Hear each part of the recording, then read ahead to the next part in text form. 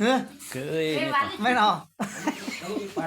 กิน ของแท้ของแท้ เห็น พี่น้อง สองคนย่างนั้นเนาะแล้วก็เอาพี่น้องเราไปเอาซื้อ นี่ ของแท้เลย อันนี้เจ้าปลาเต้นนะดินะดี จ้างสามมาแต่เป็นเวียนมาเลย อ๋อนี่ แท้ สร้างมาแต่บนแวนมาได้นี่นะเฮ้ย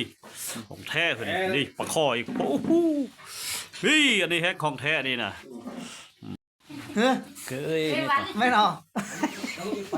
กิน ของแท้ของแท้ เห็น พี่น้อง สองคนย่างนั้นเนาะแล้วก็เอาพี่น้องเราไปเ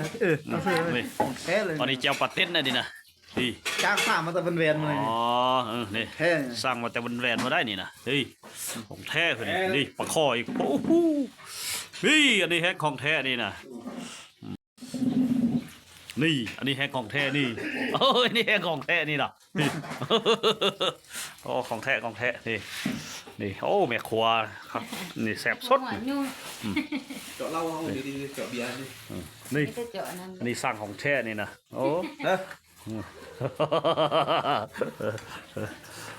แก้ข่าวแก้ข่าว เฮ้ย เคย ไม่เนาะกิน ของแท้ของแท้ เห็น พี่น้อง สองคนย่างนั้นเนาะแล้วก็เอาพี่น้องเราไป